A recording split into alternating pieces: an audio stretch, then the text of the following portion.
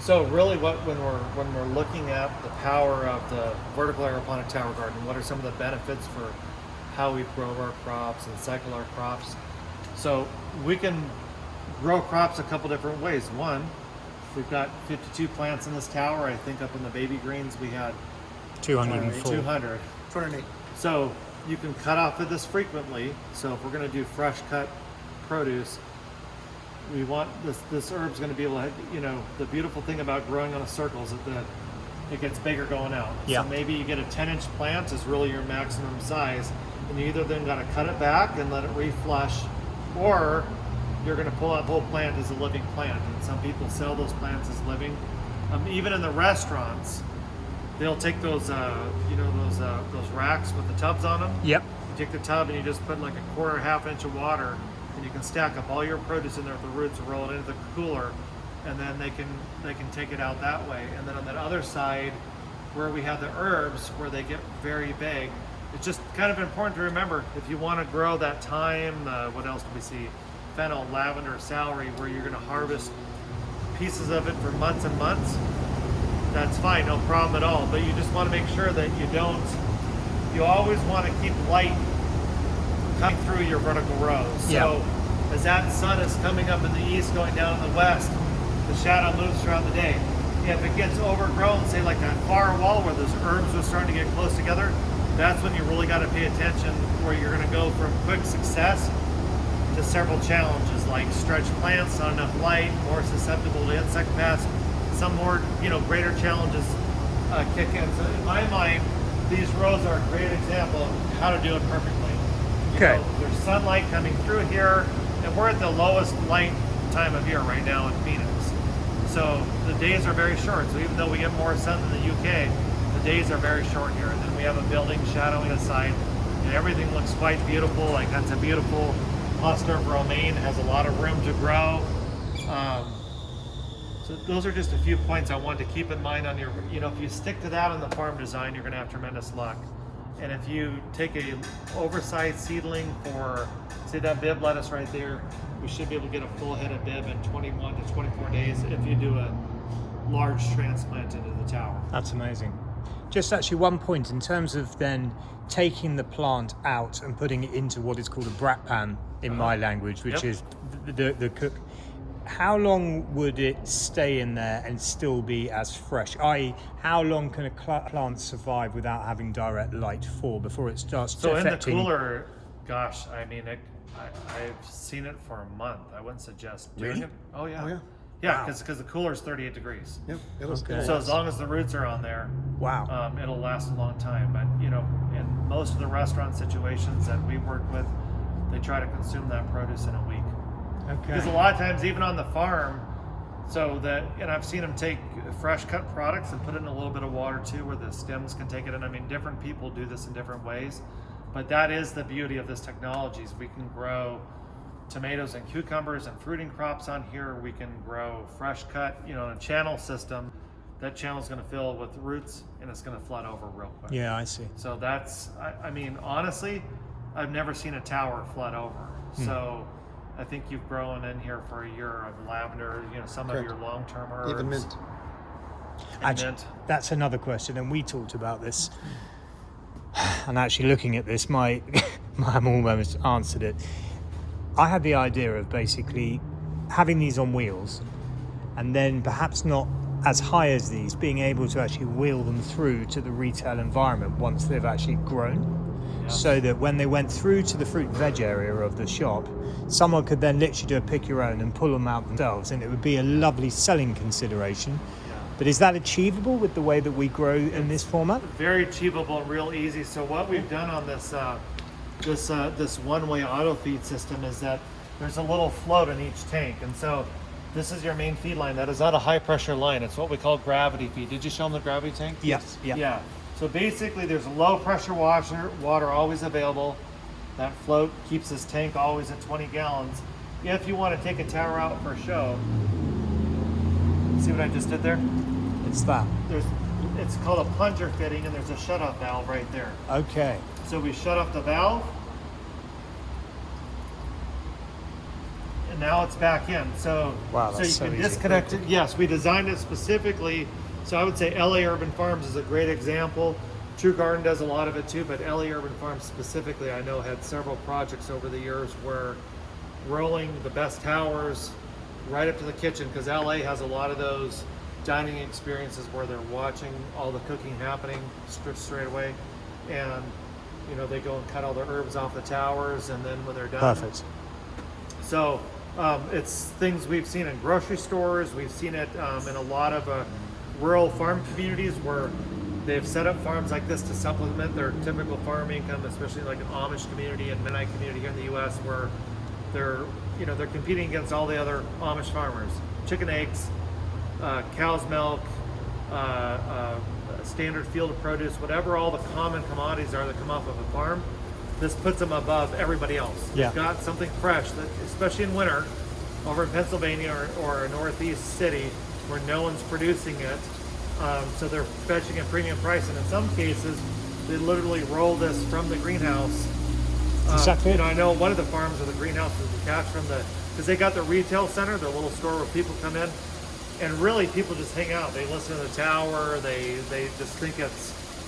And so that's a great way to save on labor. Yeah. So when we look at designing your facility, if that's something you have in mind, we want to be sure that we have quick, easy paths, or we say we have an extra tall trailer that the little electric cart hooks up to, and you just slide the tower in, and it's just low to the ground. It goes over. You know, whatever you do, anything. All of our design is always about eliminating labor, because at the end of it, once you've spent your capital, labor's the money. That's the same in a restaurant. Yeah. Right? It's what eats at your budget. So that I mean, it would blow people away when people could see. We had some very incredible adventures in the recession. It was all Asian money, and then Southern California. That was like basically people would literally pick their plants. It would roll onto conveyor, go to the kitchen. Leave the kitchen, get sprayed with a light dose of Really? Wow. hydrogen peroxide water to sterilize all the surface areas, to not burn the plant, but just surface sterilant, and then right back into the greenhouse area. Wow.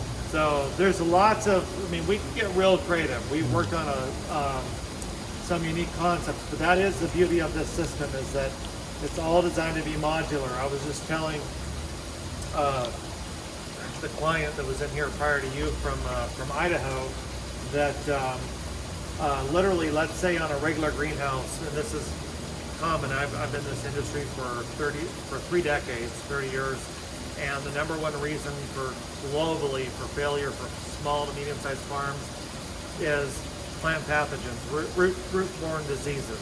Yeah. So what happens is, if you got a floating raft system or a channel system, these horizontal systems that take up a lot of space, you got this big tall greenhouse and they got a 6-inch crop. A disease gets in there. These are non-pressurized systems. These are gravity feed systems. So overnight, and it's usually in the peak of summer, dead of winter, a farmer can lose its whole crop to a waterborne disease, because they're usually oxygen starved too. Yeah. These tanks underground. And so what'll happen is he's got to shut down, sterilize everything. So he's now paying his labor, instead of a crop going out several times a week, he's now got probably a 6-week window where he's starting all over from the initial sequence. Yeah. What he didn't realize is when he's sterilized on those gravity feed systems, he's not getting on the upper side of that gravity tank. Mm-hmm. And so that pathogen just crawls, after they've bleached and triple rinsed the whole system, that pathogen gets right back into the system. And even if it doesn't kill the crop, it'll go from, say, a 21-day cycle to maybe a 40-day cycle. It stresses the plant. It's totally destroyed his supply chain as well. Yeah, so all of a sudden, I've got one tank instead of 300. All the statements I've heard before, I go, you don't know what it's like to, that would be like everyone in your restaurant getting sick in a night. Yeah. And then now you've got all these lawsuits, and it's crazy. So what the beauty of this, let's say we get a root-borne, in our system, because it's highly oxygenated, that tumbling water is super saturating the solution with oxygen. So just that alone is, high oxygen is a natural oxidizer. Yeah. So just that alone is going to help reduce root-borne diseases. But let's say a frog makes into the greenhouse, it was out in a mud puddle, it brings it in, that could happen in a rare situation. Let's say if this one tower was to get a disease, Troy called me up, shows me a picture, look at the roots. Yeah, that's Pythium myrtillum. It's a root disease. Let's say harvest all your produce, pour a couple cups of bleach in there, and let that tower run and self-sterilize. Then remove it, rinse it, and do what you're going to do, because when you start pulling diseased plants out of here, you're flicking pathogen water everywhere. It's a nightmare. Yeah. We don't, when it steps, we didn't even harvest it. We just put the bleach in like you said. And So we can do one tower, which is 44 or 52 plants in one spot without it interfering, because this gravity feed system is That's so interesting, there's because no cross-contamination. you absolutely go with the idea. Surely it's more energy, it's more this and more that by having all of these separate entities. But as you say, the kicker of losing your entire crop, it's end of days. And there's no way to sterilize it. And then so these guys, they take out, they get their loan, and it's usually within 12 to 36 month window. The majority of small hydro farmers go belly up. And a lot of times they don't even trace it back to it was a disease. But there's another thing with the volume of water. When you have this 1,010 gallon tank, here we have 20 gallons of water. So in that 1,000 gallon tank, the equal ratio might be like an eighth of a gallon. So think about if I had an eighth of a gallon feeding this whole tower, when that water leaves, it immediately reaches greenhouse temperature just like that. Yeah. So with in-floor heating, our towers are staying warm all day in the winter, and they're staying cool in the summer, because where our tank sits in the summertime in the coolest part of the greenhouse, and it's a lot of gallons per plant. Yeah. In the wintertime, if we use in-floor heating, then we're heating from the base. So we got this incredible temperature buffer.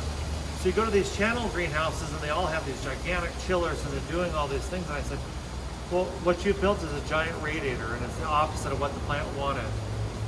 As soon as that water is run through the farm for 30 minutes, that water is now equal to the temperature of the farm. For this, temperatures drop at night. If Troy's night gets down to 60 degrees in this greenhouse, or 65, that water is 65 degrees in the morning. On a hot summer day, it takes all day, maybe mid-afternoon, for that water to get back up to 75 degrees. Yeah, I see. So those roots, so you have less molting, healthier growth.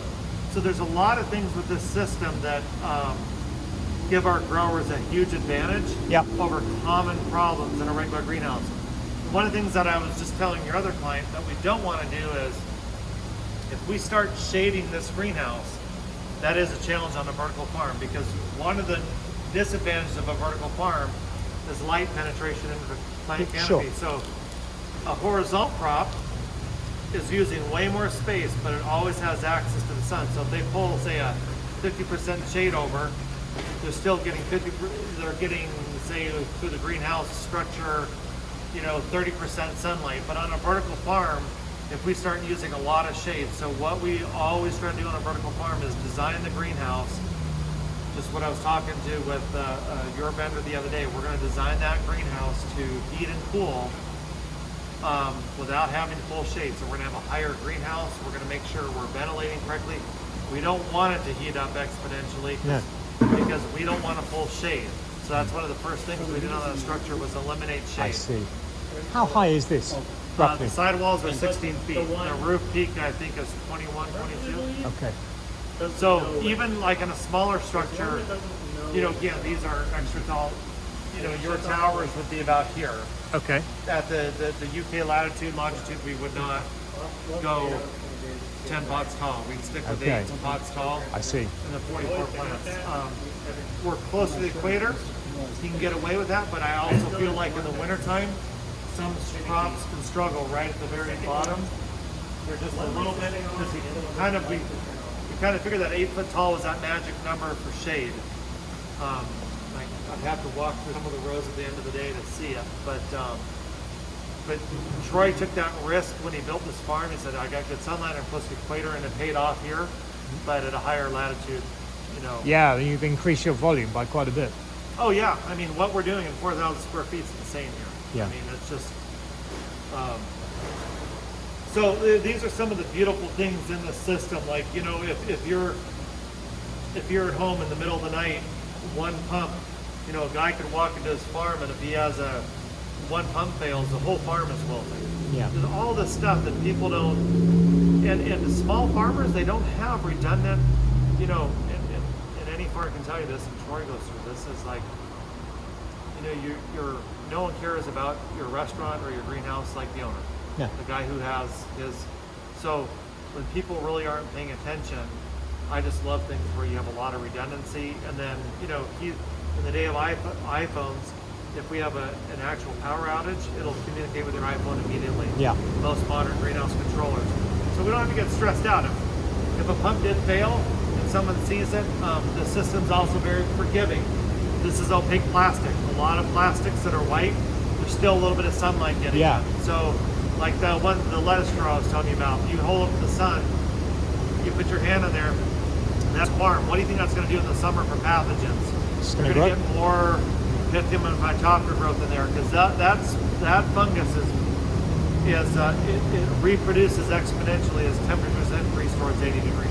Yeah, I see. So over a certain period of time, right? So keeping this opaque, keeping the sunlight out. I mean, this could be off for 2, 3, 4 hours in the middle of summer heat, and he can plug it back in. It'll go from wilted to the morning time. You can hardly tell that anything happened. So you've got some buffer. That's the beauty of having this thick plastic, cool water. These are all things we learned the hard way over the years. Of course you do. Yes, and so that the tower is a product of, but it's hard to explain that. It's hard to explain a lot of these. I tell people, I go, all these startups come out with the next latest widget and marketing ploy, but at the end of the day, They're plants. They have not changed plant biology and plant physiology. No. It still operates the same. You don't have any control over how the rate in which insects reproduce, how plant pathogens work. So I love to say, we're combining high tech with low tech. Yeah. We're trying to keep things, the things that I see where other farmers fail, or they've got to pay a guy $80,000 a year to manage the computer controllers, and I don't know what equal pay. And $80,000 is a lot in agriculture in the U.S. We're gonna have to pay someone who's capable of running the computer, managing the greenhouse. I mean, third graders do this in a classroom, and they don't fail, and they succeed. So if a third grader can do it, we've just got a lot more towers in the same space, and that's kind of. I'm really proud of that, and I'll say it over and over. It's just I can visit any channel since the United States, and I can say. Tell me, or if they didn't, let's say if I was just someone they didn't know, and I said, tell me where your greatest joy has been, and tell me where your greatest failure has been. Every one of them is going to say one of those two things with the disease outbreak. Yeah, that was a disease outbreak in '87, and that was rough year, and we got to go get it. It's like, and that's a farmer who has some capital, backed up at his place. Most guys are going to be like it. I had to close the doors and it put me under, and so I was telling the other client, I said, in the history of our company, to my knowledge, and I would know, we've never lost a farm due to disease, and we've never lost a farm to anything that would affect.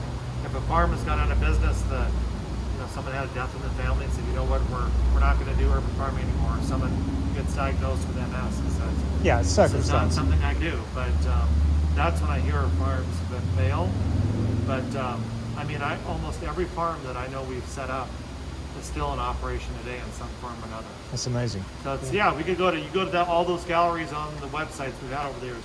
Chicago Airport, Scissor Tails, Living Towers, Orange County Convention Center.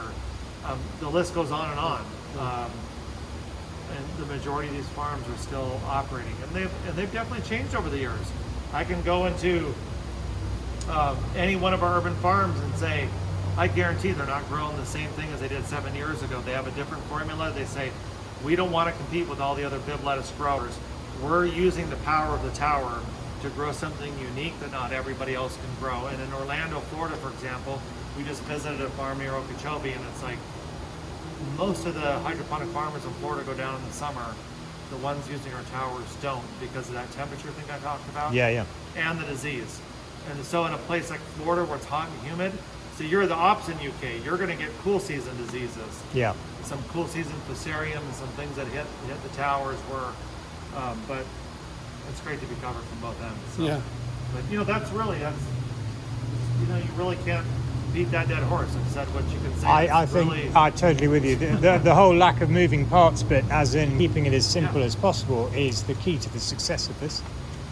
it's a tried and tested consideration Yeah. that And these pumps are low wattage, and in a place like UK, they're going to run once every 30 minutes. yeah, sure. So this is a very, if you take the wattage of a pump, if you're running continuously, it's a big deal. But these turn on, I'd say during the daylight in UK, just a rough window, I'd say for your situation, you're probably going to run 3 minutes on, 30 minutes off. Okay. That's it.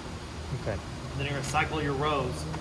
So depending on how you do the power, it's just, so really energy is going to be your least concern. Okay, so all of these are not going off at the same time. They don't have to. See how they rotate through So if there? you have a limited amount of power, you can share that power. Oh, wow. You just have to, how your farm is wired. So you basically have your controller that says, I'm going to do, let's say you develop 6 zones. If you have a limited power supply and you don't want to spend all the money on that many breakers, you can set up the type of electrical system that'll run zone 1. So when you're doing your permitting, you say you're treating the row like a piece of equipment. Yeah. So I want the breakers to actuate that piece of equipment, and that's generally how you get through permitting that way. I see. And some places here in the U.S., like if they look at the blueprints, like Troy put in, like you have one set of breakers for 6 rows. So if I know, and then the relay station just changes which zone it goes to. Of course. But it just, So with that mindset, do you reckon you could use solar PV to make just the pumps make it so the whole thing's off grid? oh, absolutely. We have farms that are off grid, and I mean with those Tesla power packs now, it's phenomenal. Yeah. So I always tell people I treat this farm like, don't treat it as a farm, just treat it as a mathematical calculation. Yeah. So we know our wattage, we know our runtime. So basically you go to the solar provider or the wind provider and you say, I need to provide, and at nighttime we could do that 3 minutes on, once an hour. Yeah. So we can run, we will draw from the battery, and it could even be more than that. When, my times I'm talking about are liberal and safe. Yeah. I know channel farmers and tower farmers that don't run at night. They've trained their plants to not have any irrigation at night. That's a little much for me. Okay. I Okay. love plants. I'm like, I'm a dad that cares. Yeah, so I'm yeah, like, yeah, yeah. No. Dry feet. Yeah. But yeah, so that's really how you'd run the calculation. When we have the pump wattage, the number, and then you just go to your, off-grid energy supplier and say, I need to be able to provide at any one time, and I need to be able to run these cycles. So it's so much easier when you don't talk plants and you just talk power usage. Yeah. And then you give yourself, I would say at least 20 or 30% buffer over whatever they say. Then, you never want to push batteries to the wire because No, sure. they decrease in efficiency And over time. they're expensive units. Yes, yeah. But are Tesla battery walls available in your? So I talking of NDAs, I signed an NDA with Tesla about 2 years ago. Really? Oh yeah, about the idea of putting in 2 super fast charging points into my site, Okay. but for the cars. But also, it was just about when they launched out their solar tiles. So I started talking to them about the idea of being a bit of a showcase for those solar tiles in the UK, Okay. using, because they're really nice, attractive things to look at. Oh, So yeah. actually, they work really well on the And I roof. heard they just came out with a new gen on Yeah, that. they have, and then they've got Powerwall 3, I think now, as in the 3rd iteration. And so we were looking at trying to put all of the different Tesla elements into the Yeah. site. So I will revisit that. Okay. That was a couple of years ago, and I had a few things that has stopped this project from moving forward. So I had to stop it. Gotcha. But I'll definitely go back to them. I've got a really good source who knows them very well. Okay. So, Well, yeah. wow, good for you. yeah, it's good. Yeah. What's the efficiency on this latest generation of tiles versus the solar? Can't tell you that. I haven't looked at them last year. Yeah, I'm curious on that, but yeah, this is, I see your greenhouse and your heating being the bigger, running 220 fans or different things is a very different result. So what'll be really helpful, I think, with the greenhouse company you visit, and again, like I said, whether or not you're working with it doesn't bother me at all, whether or not we let them know. I almost think that's an advantage on your end because it's up to you. But the fact that you've got multiple clients, it's great because they know that we're working with lots of vendors, and I hadn't heard of them until that project. But what I would say is that we definitely want to go there. The walls they're going to use are fine. That they're triple wall polycarbonate is a quality, robust insulate. It's a nice looking product. It insulates obviously better than a single pane glass. The side wall we want to look at, and then we just want to look at some general vendors for, you know, even the twin wall polycarbonate with a standard north-south structure. We'd have to just look at apples to apples on what is their structure going to cost, and then is there a local European vendor that we can go with that can, anytime, and what we've learned this the hard way, anytime you can get your vendor, they're going to you purchase it and build it at a set contract. But greenhouse builders are notorious is their contract never says that we're going to cover your labor expenses if we forgot a part. So it happened to Troy. It's happened to a lot of farmers said, you know, I can build it cheaper than the quote, but then they've got their whole team on and they're charging Troy, you know, X amount of thousands a day to have that much. You know, we can't do anything. Yeah. They sent us. What was it on the motors that they sent you? I couldn't believe it. Wired backwards. Well, Or they're impressive. European wired, I thought. Yeah, they were Italian wired. They were European wired, not U.S. wired, so they were Italian pumps. So the company's drop shipping it. Whoever sent them the motors sent the European version, not the U.S. version, for whatever reason. I mean, guess who paid for that? Really? Yeah, Well, he paid the labor to diagnose the issue and deal with it. But if he had contracted the greenhouse builder to build it, the price would have been fixed. And so the greenhouse builder might have had more incentive to get, you know, if they've hired the sub, because it's not their contract, they're hiring subs. Yeah. I guarantee they're going to overnight, they're going to flap their arms to get it, get it to you immediately. That's actually, it's a big consideration with these guys because they've got no UK presence. They've got an Italian presence, but Okay. what value he's going to be in terms of being a very long way away from me, Yeah. especially as Well- I've just left Europe as well. Well, even if you use them, my point would be in the contract say, what's your guarantee for parts? In other words, if you didn't send something you said, who's paying for my labor with the mistake?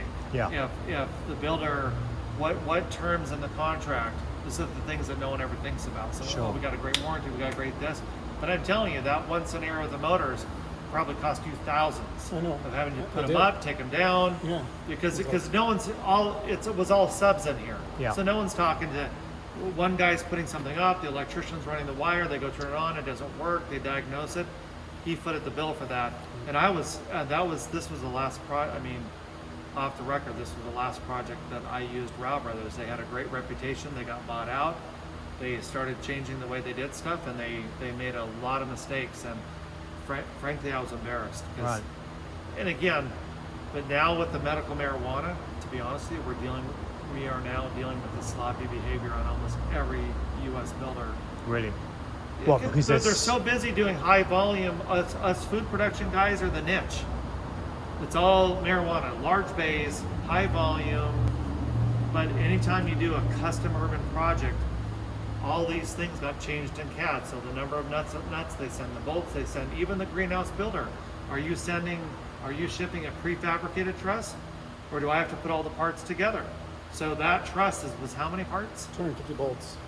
Wow. And he had to pay to assemble it. Wow. So there's all these little things that we consider in what's it going to cost you to do this. And so I think then there may be some sort of hybrid consideration because obviously I'm going to have my main core builders doing the entire site, and what we might look to do is just take the Ceres template, put it to them, they can then produce it, warranty me with that in mind, yeah. maybe an angle for it. Well, part of the engineering is an issue. I do have some local U.S. builders that can literally use galvanized steel, weld everything for you. Like my builder in Apopka, everything's gonna be, there's not gonna be a single bolt in that truss.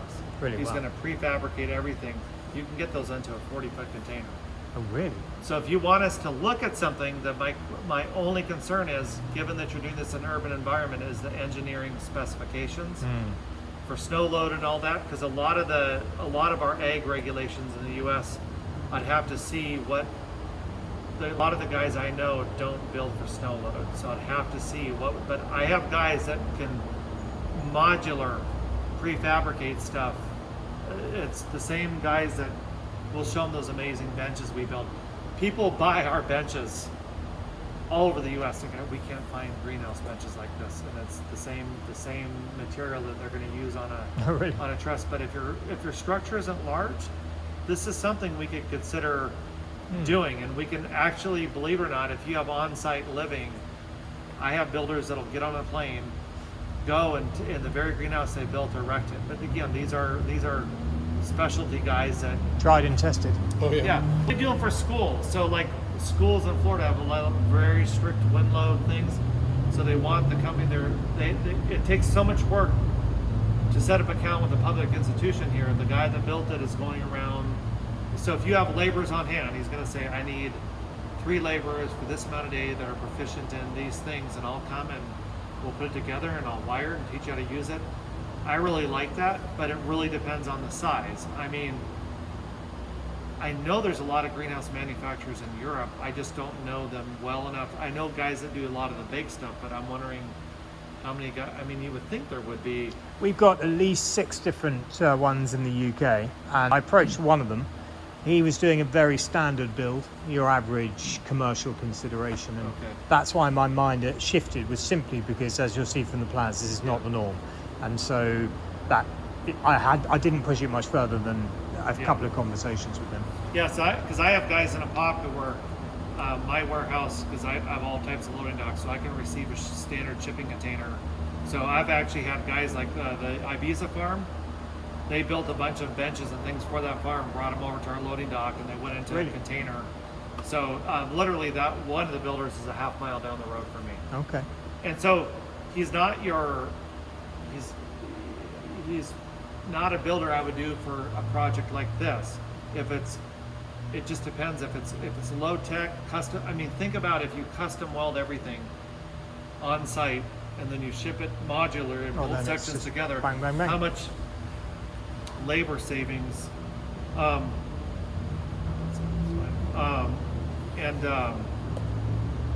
it really depends on what I know. I would think European building requirements are, and I know we've worked on projects in France and rooftops, and it seems like, but I mean, U.S. is getting that way too. I think all building permits. UK is pretty hardcore. And your land is zoned